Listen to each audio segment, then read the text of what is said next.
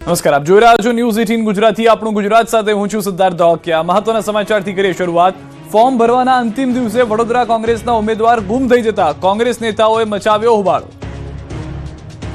ધક્કામુક્કી, ઝપાઝપી, police સાથે ચકમક, ગરમાગરમીના અધિકારી સાથે કોંગ્રેસ નેતાઓની ઉગ્ર બોલાચાલીના દ્રશ્યો વડોદરાના છે. વડોદરાની અકોટા મામલતદાર કચેરી ત્યારે રાજકીય અખાડો બની ગઈ, જ્યારે ફોર્મ ખેંચવાના અંતિમ દિવસે વડોદરા શહેરના વોર્ડ નંબર 11ના કોંગ્રેસના ઉમેદવાર કનુ પ્રજાપતિ ગુમ થઈ ગયા, જેથી કોંગ્રેસના નેતાઓને પરસેવો છૂટી ગયો. કચેરીમાં જબરો રાજકીય ડ્રામા સર્જાયો. વોર્ડ 11ના કોંગ્રેસના ઉમેદવાર કનુ પ્રજાપતિએ આજે ફોર્મ પરત ખેંચતા કોંગ્રેસે અકોટા મામલતદાર કચેરી ખાતે ભારે હોબાળો મચાવ્યો. ફોર્મ ખેંચ્યા બાદ ચુસ્ત બંદોબસ્ત વચ્ચે ઉમેદવારોને રવાના કરાયા, ત્યારે કોંગ્રેસના આગેવાનોએ ભારે હોબાળો મચાવ્યો અને ભાજપ દ્વારા લોકશાહીનું ગળું દબાવવામાં આવી રહ્યા હોવાના આક્ષેપ કર્યા.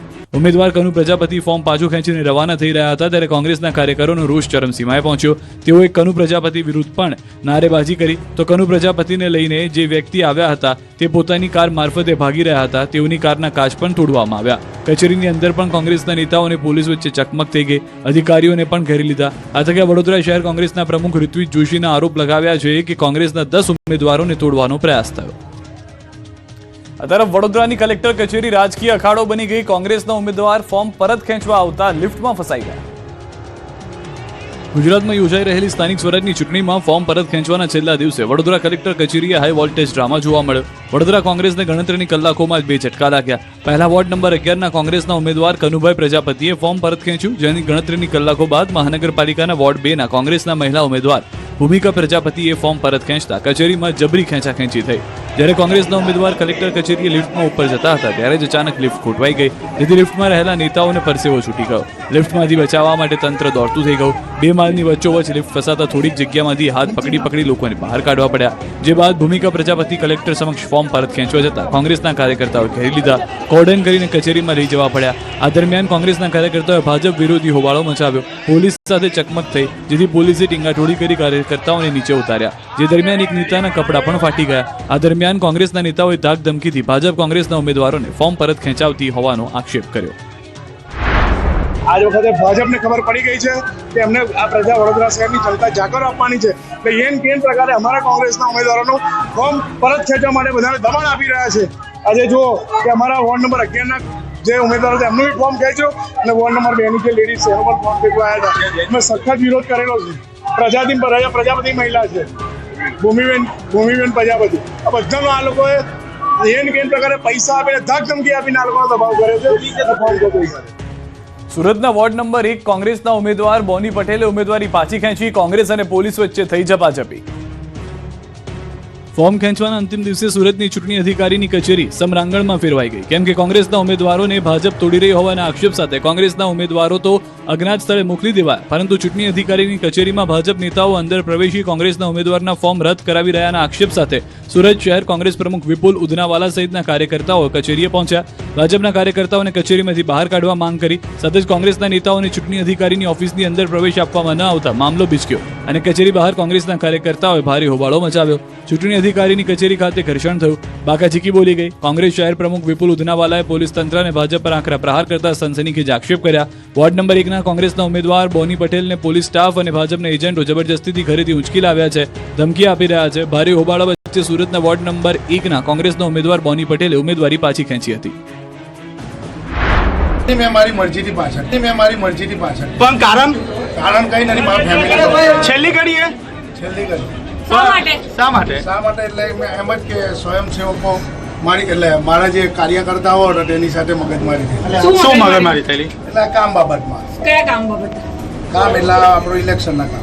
તમે ભાજપના સંપર્કમાં હતા? ના, કોઈ ભાજપના સંકલ્પ. છેલ્લી ઘડીએ કેમ ફોર્મ પરત ખેંચો? એટલા માટે જ મારે એમની સાથે વાતચીત ચાલતી હતી. સ્થાનિક સ્વરાજની ચૂંટણીનો જંગ. ફોર્મ પરત ખેંચવાના અંતિમ દિવસે ઉમેદવારોનું ચિત્ર સ્પષ્ટ. સ્થાનિક સ્વરાજની ચૂંટણીનું ચિત્ર. 15 મનપામાં કુલ 3,378 ઉમેદવાર લડશે ચૂંટણી. 15 મનપામાં 3,498માંથી 102 ફોર્મ પરત ખેંચાયા છે.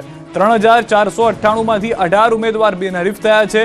84 નગરપાલિકાની ચૂંટણીમાં 5,811 ઉમેદવારો વચ્ચે જંગ.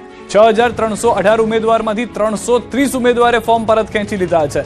6,318 ઉમેદવારમાંથી 177 ઉમેદવાર બિનહરીફ થઈ ગયા છે.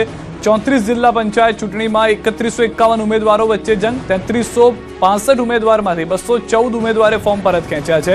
260 તાલુકા પંચાયતની ચૂંટણીમાં 14,255 ઉમેદવારો વચ્ચે જંગ. 1,49,749 ઉમેદવારમાંથી 724 ઉમેદવારોએ ફોર્મ પરત ખેંચી લીધા છે. તો મનપાની ચૂંટણીની અંદર હોય, નગરપાલિકાની ચૂંટણી હોય, તમામ જગ્યાએ હાલમાં ફોર્મ પરત ખેંચવાની જે પ્રથા છે તે યથાવત જોવા મળી. આજના દિવસે અનેક ઉમેદવારોએ ફોર્મ પરત ખેંચ્યા. મોટાભાગની જે બેઠકો કે જ્યાં આગળ ચૂંટણી થશે, પરંતુ કેટલીક બેઠકો એવી પણ છે કે જ્યાં આગળ બિનહરીફ ઉમેદવારો થઈ જતા ચૂંટણી જોવા નહીં મળે, મતદાન જોવા નહીં મળે. તો હાલમાં વધુ એક મહત્વના સમાચાર. 15 મનપામાં કુલ 3,378 ઉમેદવાર લડશે ચૂંટણી. આની સાથે 15 મનપામાં 3,498 માંથી 102 ફોર્મ પરત ખેંચાયા હોવાની જાણકારી છે. 3,498 માંથી 18 ઉમેદવાર બિનહરીફ અત્યાર સુધીમાં થઈ ચૂક્યા છે, પરંતુ હજી પણ 3400 જેટલી બેઠક જે ઉમેદવારો છે તેઓનું ભાવિ જે છે તે હજી ઈવીએમમાં સીલ થશે.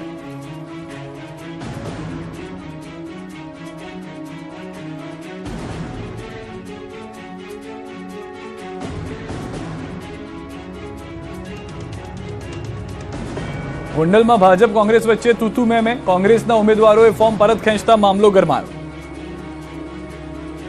ગોંડલ તાલુકા સેવા સદન ખાતે આશરે 30 મિનિટ સુધી ભાજપ અને કોંગ્રેસના ઉમેદવારો તેમજ આગેવાનો વચ્ચે તીખી તૂતુ મેમે જોવા મળી. કોંગ્રેસના 7 થી 8 ઉમેદવારો એકાએક પોતાના ફોર્મ પરત ખેંચી લેતા કોંગ્રેસ છાવણીમાં દોડધામ મચી ગઈ. આ ઘટના બાદ ભાજપના 12 ઉમેદવારો બિનહરીફ જાહેર થયા.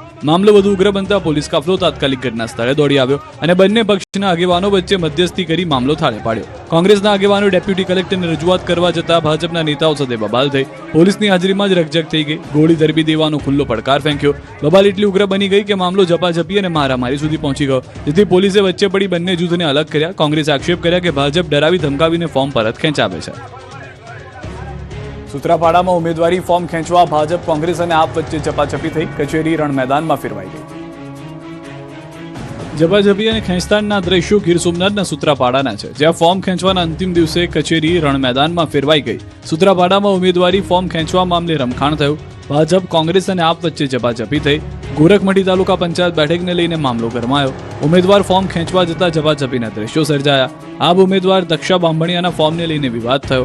દક્ષા બાંભણિયાની ખોટી સહી કરી ફોર્મ ખેંચવાની અરજી થયાનો દાવો કરાયો, જેથી આપના નેતાઓ દક્ષાબહેનને રૂબરૂ લઈને પહોંચ્યા. ઉમેદવારને જતા રોકવાના પ્રયાસ થતા હોવાનો આરોપ છે.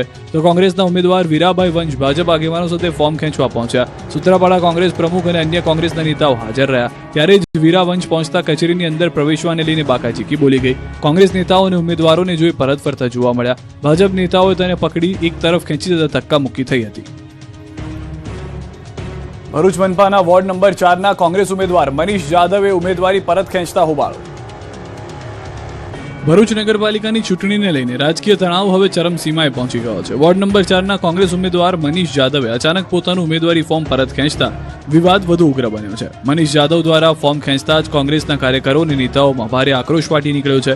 આક્રોશિત કાર્યકરોએ સરકારી કચેરીમાં ધમાલ મચાવી વિરોધ નોંધાવ્યો. સ્થિતિ એટલી તંગ બની ગઈ કે કોંગ્રેસના નેતાઓએ પોલીસ વિભાગ વિરુદ્ધ હાય હાયના નારા લગાવ્યા. આ દરમિયાન વધુ એક વિવાદ ઉભો થયો હતો, જ્યારે પોલીસની હાજરીમાં જ ટેકેદારના સ્થાને અન્ય લોકોને કચેરીમાં પ્રવેશ આપવામાં આવતા કોંગ્રેસ કાર્યકર્તાઓમાં અસંતોષ વધ્યો. આ મામલે કાર્યકરો દ્વારા તંત્ર પર આક્ષેપો કરવામાં આવ્યા. સ્થિતિ બગડતા પોલીસ દ્વારા મામલો કાબૂમાં લેવાનો પ્રયાસ કરવામાં આવ્યો. સમગ્ર ઘટનાને ભરૂચના રાજકીય માહોલને વધુ ગરમાવી દીધો અને ચૂંટણી પહેલા જ વિવાદો વધુ ઉગ્ર સ્વરૂપ ધારણ કરી રહ્યા છે. ફોર્મ ખેંચવાના અંતિમ દિવસે કચેરીઓ બહાર ફિલ્મી દ્રશ્યો સર્જાયા. પાલનપુરમાં ફિલ્મી સ્ટાઇલમાં ઉમેદવારનું ફોર્મ પરત ખેંચવામાં આવ્યું છે. ભાજપના આગેવાનો કોંગ્રેસના ઉમેદવારને લઈને પહોંચ્યા હતા. વોર્ડ નંબર 1ના મહિલા ઉમેદવાર દુપટ્ટો બાંધી ફોર્મ પરત ખેંચવા આવ્યા હતા. આરતીબેન દુપટ્ટો બાંધી પ્રાંત અધિકારીની કચેરીએ પહોંચ્યા. આરતીબેનને લઈને ભાજપ આગેવાનો પહોંચ્યા. ફિલ્મી સ્ટાઇલમાં ભાજપે કોંગ્રેસના ઉમેદવારનું ફોર્મ પરત ખેંચાવ્યું. ભાજપના આગેવાનો સાથે પ્રાંત કચેરીએ પહોંચતા ચકચાર મચી ગઈ હતી. આ તરફ નર્મદા તાલુકા પંચાયતની ઉમરવા બેઠકને લઈને હાઈ વોલ્ટેજ ડ્રામા સર્જાયો. કોંગ્રેસ ઉમેદવારને ફોર્મ પરત ખેંચવા ભાજપના કાર્યકરો પહોંચ્યા. કોંગ્રેસના નેતાઓને